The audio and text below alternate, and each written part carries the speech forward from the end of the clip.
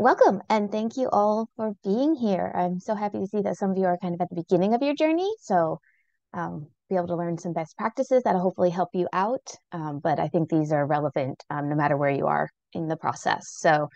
My name is Nikki Galloway. I am the Research Data Management Specialist in the ODU Libraries.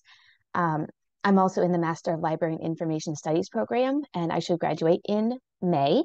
I also have a master's in Earth Sciences Ocean Mapping from the University of New Hampshire. So I do have a little bit of that background as well. I worked as a geoscientist for about 10 years before deciding to come to library school and brought a lot of kind of that data management background with me and found this alignment with librarianship. So that's where I plan to stay. I'm joined today with Karen. She is the head of the Scholarly Communication and Publishing Department at ODU Libraries. Um, so I think Karen's going to help me do the chat and look at all, because I can't see everything all at once. Um, but Karen is also a great resource for some things that you'll also see in this presentation. Hi, everyone. Okay. So I just want to give a little bit of a shout out for Love Data Week. This is an international kind of community event. So it's not really very formalized, but a lot of institutions host a lot of events and some of them are open to the public. So this year's theme is Data is Personal. It's hosted by by ICPSR, which we'll get into a little bit later as well. And I put in the links of here for some events that are happening this week in case you are interested in learning more about that. But if you just search for Love Data Week 2024, you should get a lot of hits on that. So I just wanted to promote that a little bit. Okay, and this is a brief outline of what we're going to talk about today. So we're going to talk about what is research data management, why is it important, how we document our research data management activities in a data management plan, why we should write one, and then how we can actually create the document. So if you have any questions as we go, if I'm going too fast or you need me to go back or anything, just raise your hand or put it in the chat and we will try and monitor that as we go. So I'd like to start with a couple broad definitions of research data management, and we'll kind of break these down into more detail in a couple of slides. So the first term is used to describe the processes and the processes researchers and institutions use for organizing, securing, archiving, and sharing research data throughout the research lifecycle. And the second definition really emphasizes that these processes cover the entire life cycle of the data, from planning your investigation to conducting it to backing up the data and then preparing it for long-term storage and preservation. So why we should manage our data. You might be able to think of a couple more examples. These are some that I could think of. So if you start helping onboarding a new colleague or you yourself are in a new lab or something like that, you're handed notes from a previous colleague. Will you be able to follow and reproduce that expected workflow in its entirety? Or have you ever had to go and look for a file, but you don't remember where you put it or what you or a colleague named it? And along that same theme, have you ever gone to a folder and see multiple files with similar names? Do you know which one is the final version or the authoritative version or just the next step in your process? And have you ever received a spreadsheet or maybe asked for information or another file and you receive it, but you aren't clear about what the headers mean, or you think it's missing information, maybe there's some blank cells. And then have you ever lost data due to corruption, drive failure, or a lack of backups? So these are just some examples of if we are managing our data well, these, if they're not alleviated completely, will at least be mitigated. I have a couple examples myself. I like to use colors in my spreadsheets, but this is not best practice. So if I save that spreadsheet in a different format, that information is going to be lost, or if someone doesn't know what my color codes mean, it could get very confusing. And another example I have is from my previous career. We were under contract to a federal agency, months of work. We had a hard drive. It was great. It was a very organized structure. We sent it off. We thought we were done. I can't remember exactly, the circumstances, but one of the files something wasn't quite right. And even though we had all of our data saved, we didn't have an exact mapping of what data went to which folder on that hard drive that we had sent. So to be on the safe side, we asked for that hard drive back, which, while it wasn't exactly detrimental, it was a little embarrassing. So, after that, we made sure to have an exact copy of what was sent for every single project. Even though it added a layer of complexity, it alleviated issues down the road. So just some examples of why we might want to manage our research data. So with the previous examples in mind, I really like this list provided by Princeton University as to why it's important to manage our data. We can find and understand our data when it's needed. It allows for project continuity through researcher and staff changes. If we have organized data, we're going to save time. It reduces the risk of lost, stolen, or misused data. And I would also say redundant and reworked data. It helps us comply with funder and journal requirements, which we'll get to in a little bit. It allows for easier validation of results, and then data can be shared, which hopefully would lead to more collaboration and a greater impact.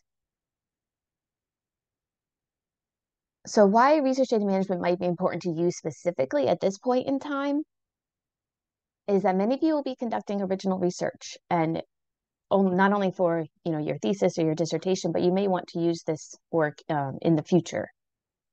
You may publish your work, and publishers often have specific requirements around sharing research data. You may receive funding or work on a funded research project, and a lot of funders now also have very specific requirements around research data management.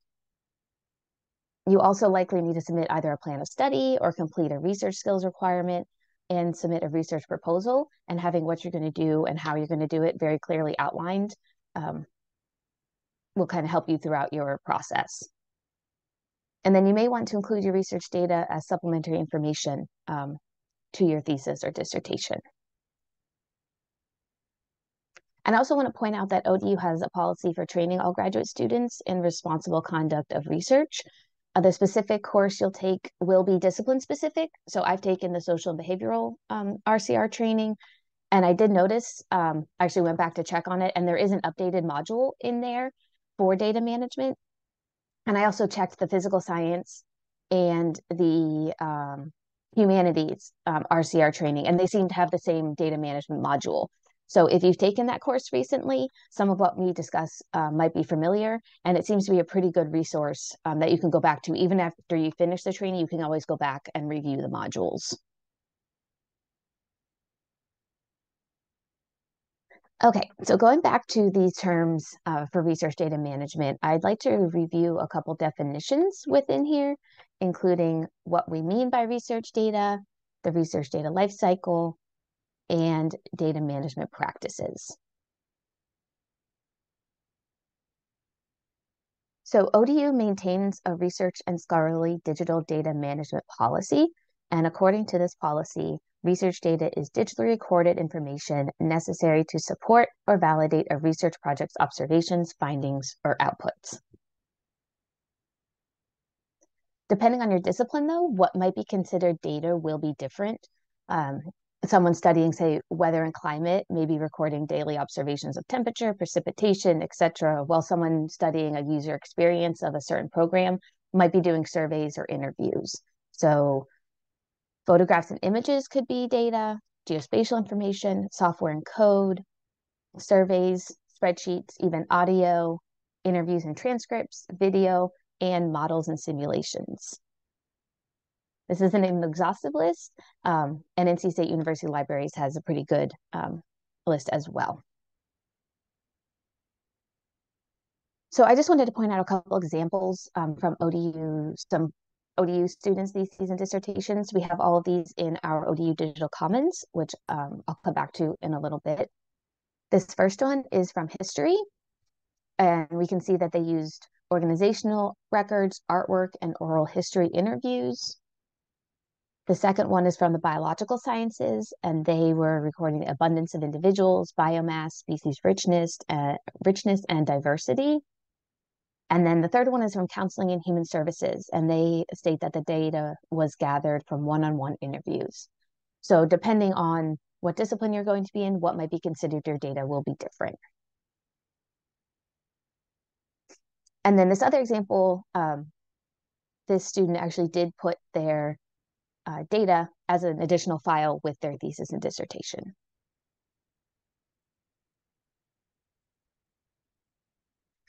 So you may have noticed that the ODU policy specifies digitally recorded material. And this is also how the federal U.S. Office of Management and Budget defines research data. They actually exclude physical objects. But if you had, a paper survey and questionnaire, if you digitize that, that would be considered research data under the current policy. I would say that regardless of whether your research products are digital or not, it's best practice to have robust processes and procedures in place for managing those products. There are complications that arise with historic analog data. It's something I'm actually working on this semester in my internship. So if you do have concerns or questions about that, I'd be happy to talk about it more. So now I'd like to get into the research data lifecycle. Lifecycle is a term that's frequently used when describing research. The network of the National Library of Medicine states that the life cycle is often represented in a wheel to emphasize the continuous nature of the research. And it provides a good model for the steps involved in the research project, from planning to data collection to processing and analyzing, storing, sharing, and reusing. But it's also good to keep in mind that it is a model and it could be a simplification of your process. So the research process is not always so straightforward and tidy. You may find yourself going back and forth between these steps throughout the process. So some specific activities that fall within research data management I found can be grouped into a couple themes, including data organization, data documentation, data storage, and data sharing and preservation. And I'm going to keep this wheel in the left and then go through each of these themes and kind of point out where on the wheel you might be thinking about these activities. So data organization can include things like directory structures, file naming, file formats, file versioning, and then roles and responsibilities. So you're definitely going to be thinking about this when you're planning and designing your study, but also when you're actually collecting and creating the files, as well as analyzing those files. When you're collecting something, we want to keep the raw data separate, and then your analyzed data will be in a separate folder or structure, and then how you name those will be important. And then also for publishing and reusing your data, making sure you know which files are final, all of your versioning, your naming, and your formats, especially if they're proprietary or not. So if you're going to share your data with someone who doesn't have the same software as you, that's important information to know. And Stanford Library has a nice place where you can learn more about those common file formats. Data documentation is often called metadata, so information about your data. And it's important for understanding the context of your data, both for you and your research team as you progress through your project, as well as for anyone who may want to reuse your data. So it's important to keep it up to date throughout your research process. Metadata can include who's contributing to the study, any funding you have, what are your methods, again, file formats, sizes, versions, software that we just talked about, contents of your structure, and variable names. So the way you document this could be different depending on your discipline. You can use README files, you can use data dictionaries, and or code books.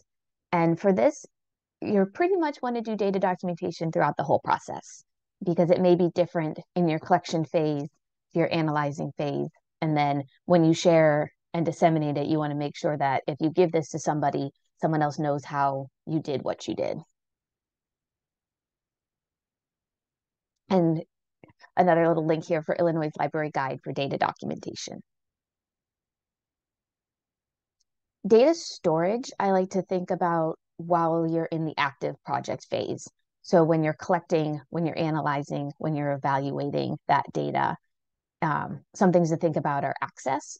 Who on your team needs access to the data, privacy and confidentiality of that data, how are you going to back up your data, again, version control, and then if you need to retain or destroy that data and what those timeframes might look like. We have a very robust research computing center at ODU. So they provide support, computing, cloud storage, and training. So I would invite you to look at their website or reach out to them if you have any questions about specific things in the research computing department. And then one thing to be sure of is to make sure you're using the right computing environment for the data you have. So we do have a regulated research data storage matrix. Those, though, it does state that they're just guidelines, and it's always best to contact the Office of Research Compliance and ITS about your specific project needs. And then data sharing and preservation. It's kind of in the share and disseminate and then publish and reuse phase. So it's after the project is complete, your data is final, everything is done. Some things to think about here: how are you going to share that data? Are there any restrictions to access that need to be considered? Does your data need to be de-identified in any way? How do you want people to use it? So licensing. Down here, you can see that this lifecycle wheel is licensed under Creative Commons Attribution non-commercial license. So we can use it, but they don't want any to be used for any commercial purposes. And then we'll get into repositories in a little bit, but where are you going to put your data? How are you going to document it? And then again, a little bit, we'll go into persistent identifiers a little bit more. So data repositories are centralized locations that hold data, share data publicly, and organize data in a logical manner. And to learn more about Creative Commons licenses, we have a library guide, and then I've also linked the Creative Commons website there as well. So one way that we can document all of these data management activities is with a data management plan. And we should really start thinking about that during the planning and design phase of your project. So a research data management plan is a document that describes the type of data that will be collected for a research project and how that data will be organized, maintained, and documented throughout the project lifecycle, as well as how that data may be shared. So I want to note that this shouldn't be thought of as a static document that is written at the beginning and just put aside. It's really a roadmap for your project and your procedures throughout the process. And is something that should be consulted and reviewed, and it can be updated and revised if necessary.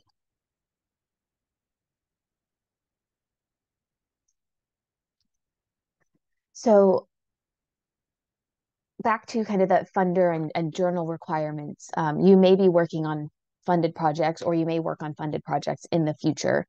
And many federal funding agencies do require a data management plan to be included with proposals. The US government overall is expecting increased sharing, transparency, and public access to research data. So taxpayers should have timely access to the research outputs that they're funding. And they've done this with 2 Office of Science and Technology policy memos. In 2013, they issued a memo, and in 2022, they issued another memo that builds off of that previous one. So this is instructing federal agencies to develop public access plans. So those should outline how they will provide public access to their research outputs. This slide provides a comparison of the 2 memorandums. The main takeaways from the 22 memo is that there will be no embargo allowed for research papers. So as soon as it's published, it has to be available. Right now, it can be restricted for up to 1 year. This memo is applicable to all agencies. Previously, it was only applicable to a certain research and development expenditure budget. And then this also applies to the research data that underlies the publication. So that research data also has to be available when you publish your data, or your research paper. The Association of Research Libraries has a larger comparison. I kind of just pulled out the highlights here, but that link is at the bottom if you are curious. So the 22 2022 memo indicates that the public access plan should outline the policies that federal agencies will use to establish researcher responsibilities. And data management plans are one way that agencies can do that. So they can establish and track researcher responsibilities through this plan and make sure that the researchers have a plan and that they're following through with it. The policies for increasing public access are supposed to be publicly posted by the end of this year and then go into effect by the end of next year. So it's coming down the pipeline for all the agencies. This page just provides a little bit of a timeline of some federal policies, past, present, and future. So we see NIH implemented a data sharing policy back in the 2000s, as well as NSF. They established a data management plan requirement in 2011. And then we have the memos. NIH now requires a data management sharing plan that went into effect January of this year. And then we have when the agencies need to complete their public access plans and when they need to go into effect. So just a couple notes before we move on to the details of a data management plan. But I think it's important to recognize that funders other than federal agencies also require data management plans or have data sharing policies. Some of those are the Alfred P. Sloan Foundation, Gordon and Betty Moore, Gates Foundation, and the Wellcome Trust.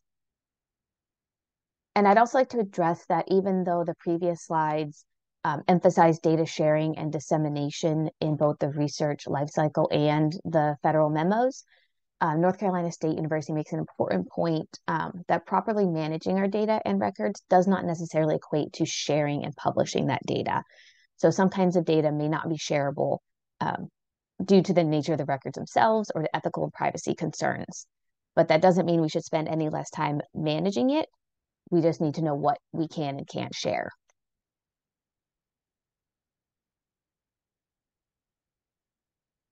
And the Nelson memo also specifically addresses persistent identifiers.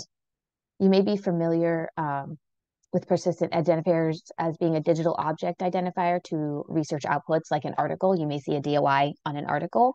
There are also identifiers for organizations and then for researchers. So the most common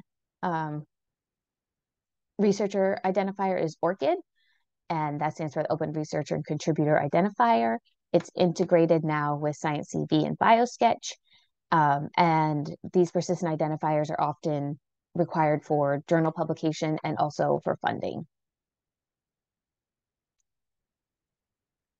We do have a library guide about ORCID, and this is something the university does have an ORCID membership, and we will be promoting it this semester and helping people work through that. A couple of notes on journal requirements. Some of you may publish as either part of your graduate research or beyond in your careers. So many journals are supporting open data initiatives, and publishers are requiring ORCIDs as well. And you may or may not be familiar with data availability statements, but these are becoming increasingly required by many publishers. And it's a place in the article, usually at the end, where the authors and the researchers provide information on where a user can find the data that's associated with that research article. And I just want to point out that if you are thinking about publishing and you would like to publish open access, so it's freely available, ODU and Viva do have agreements that allow ODU corresponding authors to not pay those article processing charges for open access to their articles for a variety of publishers, including PLOS, Wiley, the American Chemical Society, and others. So those are all on our guides. Any questions about that, you can reach out to us. This is just an example of where you might see that data availability statement. So this is a Journal Geophysical Research letters. And then if you scroll all the way to the bottom, it has this open research and data availability statement and a link to where you can actually find the data. And then the publisher PLOS has also been experimenting with not only a data availability statement at the end, which you can see down at the bottom there, but they also have this accessible data badge. So if the data is available and users can get to it. The article will have this badge on it, and you can get to the data in either of those places. So PLS is trying to have researchers spend less time looking for articles with accessible data sets.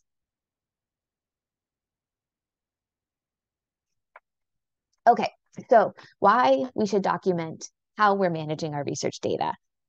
So researchers who need to comply with the journal and funder requirements that we just talked about, and also for agencies that need to establish and track researcher responsibilities. But even if it's not required, a data management plan can help you save time, organize your data, clarify who will have access to your data, when and how, and also provide a record of what you intended to do. And this can increase transparency within your research team and also maybe identify some weaknesses early on that may be able to be fixed before you get too far down your research. Okay, so now that we've talked a lot about what the purpose of the data management plan is, so what should we include and what is covered in a data management plan? Here on this slide, you see guidance from NSF, the National Science Foundation, and NIH, the National Institutes of Health, and they're fairly similar. NSF is in the process of updating theirs, and I do believe they are going to be calling theirs a data management sharing plan like the NIH does.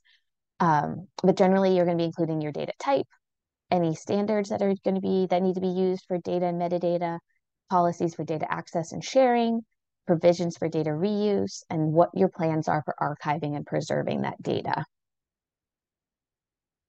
NIH goes into a little bit more detail, specifically with the repositories of where the data is going to be archived. So they ask the researcher to list where they're going to put their data actually in their data management plan, how the data is going to be discoverable with those persistent identifiers that we talked about, and when the data will be available. And this can be no later than the time of an associated publication or at the end of the performance period, whichever one comes first. NIH also has some guidance for selecting a data repository. So there are many repositories out there. And a grant may specify which data repository should be used, or there's a repository that's appropriate for the data being collected. And that's generally the first line. If you have a repository that is specified, we should use that one. If there isn't a repository that is specified or that is not domain or discipline specific, you can use a generalist repository, which is more interdisciplinary. They ingest a lot of different file formats, a lot of different disciplines. And you can see some examples down here, Dataverse, Dryad, Figshare, among others. And then for some types of data, you may also be able to use ODU's institutional repository, which is ODU Digital Commons. And we use this repository to preserve, promote, and share the scholarly, creative, and institutional work of Old Dominion University.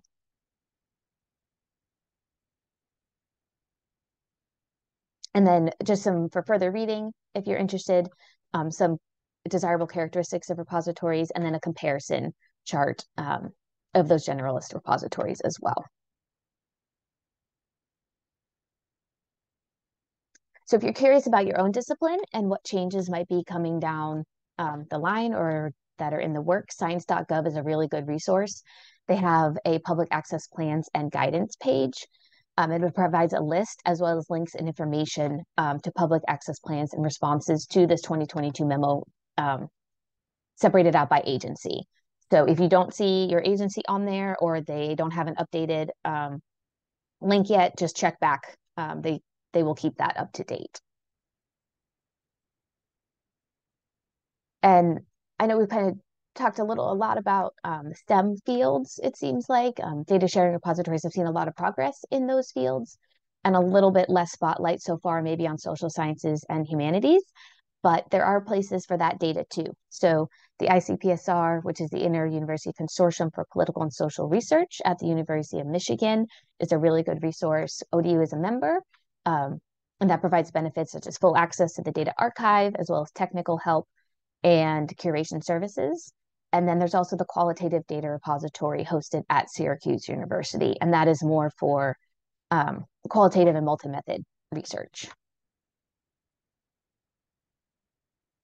So many of the same principles that we identified at the beginning by Princeton University as to why research data should be managed also applies to why we should document those processes and procedures. So finding our data when we need it, organizing it, project continuity, reducing the risk of lost, stolen, and misused data, and also, as we said, complying with those funder and journal requirements.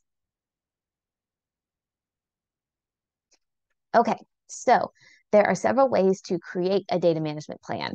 A lot of funders and agencies will have templates. There is a template on the NIH page. They also have, so there's guidance, but there's also a tool called the DMP tool, and this has compiled templates so you can pick and choose which template really applies to you and your funding agency. So we're going to go over that in a minute. I'm going to open that up. I just wanted to provide a couple of additional resources here at the end. ODU, we maintain library guides for data management, our institutional repository, data management funder policies, ORCID, as we mentioned, and then some additional information here from some other sources. And then I also want to mention that the libraries is just one component on campus that can help with your research and the research life cycle. So the libraries, we can help with research assistance. We have subject databases and journals, as we talked about research data management, but also copyright and publishing support. Then we have the Office of Research, who helps with grant and funding development and compliance. Research Foundation, which offers pre-award through post-award support for funded sponsored research. And then Information Technology Services, ITS. So they have the research computing support, data storage. They can really help with the sensitive and regulated data, and also have GIS and spatial data. So I want you to be aware of all of these places on campus that may be able to help you with your research. Okay, so now I'm going to go back to the DMP tool here, and hopefully it will.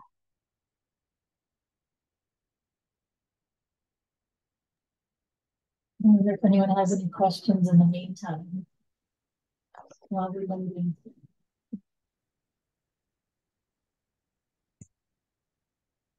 I'm going to make it really big. Hopefully it's not too big. Okay, can everyone see the DMP tool screen? Yes. Okay. All right, so if I have a login, so I'll do that in a minute. You can also sign up. Even if you don't sign up, you can still see public plans. So other people may have made their plans public, so you can go through and take a look at the data management plans.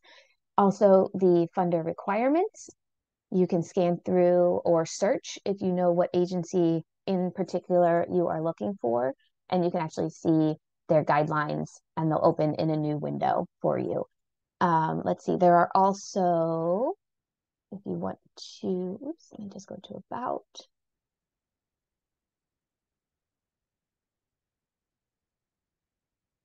So there's a background, what the DMP tool is, and then there's also some guidance on here as well.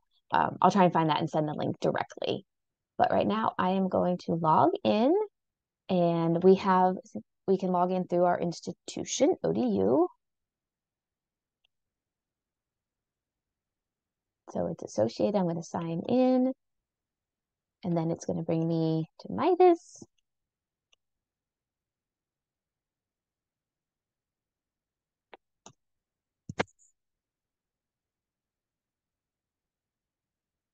Okay. All right. So I've done a lot of test projects. So that's what you can see here. We do see that we have two Old Dominion University plans that are public that we could take a look at. I am going to go to create a plan. So this is what they call my dashboard here. And I'm going to call this a test. And it's a mock project, but if it wasn't, you wouldn't check that. So our research organization is going to be Old Dominion University. If we wanted to use a specific funder, I could just begin typing.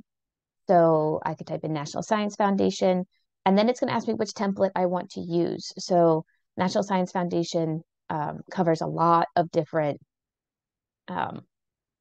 disciplines. So you have biological sciences, the chemistry division, earth sciences. So you would pick the one that is specific to the department that you would be applying for. We can search for another one, NIH, National Institutes of Health. And again, they do have a couple, usually we use the default, but they are piloting a couple other templates here as well. Let me know if there's any other one that you would want to look at. Right now, I'm going to do no funder associated with this plan. So if you wanted to do this for your thesis or your dissertation, you could pick no funder and you could do, and I'll say just presentation 24, just so I keep track. And I will do create plan. Keep track of all your tests. Yes, I know. I need to go and clean it up, but it's okay. Yeah. But I think it's good for people to see that you can just create a plan. It's not going to do anything to you, and you can delete it later, just so you can see. Yeah. Yep. If you need to, if you want to just practice and not make it public or a real thing yet, you can always just go through and practice as well. So the project details are going to ask you for some information about your project. So your abstract, research domain, what you anticipate your project start and end dates to be. This is showing guidance just from the DMP tool itself, but if you're working with collaborators at different institutions, you might want to see their guidance. So you can see the full list, and then you can add up to 6 organizations. So you could add any of these and see what other institutions are recommending for their researchers as well. And then you would click through each of the tabs at the top where we have project details, collaborators, write plan, research outputs, finalize, and download. So collaborators, if you wanted to add a contributor, you can invite specific people to read, edit, or administer your plan. And then we actually get into writing the plan. So there's, let's see, 1, 2, 3, 4, 5, 6, 7. So they have 7 main sections of the plan. So data collection, documentation and metadata, ethics and legal compliance, storage and backup, selection and preservation, data sharing, and then responsibilities and resources. So if you expand any of these, you'll see prompts. What data will you collect or create? And then on the side over here, you're going to see questions to consider. So for example, what type, format, and volume of data? Again, we talked about file formats and software. And then if you're using any existing data, and then how the data will be collected, and then prompts on the side. So clicking through each of these will really walk you through that process and really get you thinking about your project and your data, how you're going to document that data, the metadata we talked about, any ethical or legal issues that may be associated with your data, storage and backup, access and security. If you're going to keep any data and share and preserve it, what's your plan for that? Where might you be putting it? How are you going to share it? Any restrictions? And then who is going to be responsible for data management? And that's something that federal funders are also looking more in depth at, is the roles and responsibilities, who's going to be in charge, or maybe not even in charge of the data management, but just thinking about who's going to be taking care of that particular part in your plan. Is there anything specific that anyone wants to see in the DMP tool? It's not going to let me do anything else right now as far as finalizing. It's going to tell me I have too many unanswered things at the moment, but you could finalize and then you could download it to have a document. I just read in their blog recently that they are going to try and implement a versioning in this tool, so that if you do need to update and revise your plan further down the line, then you'll have your versions and when those changes took effect.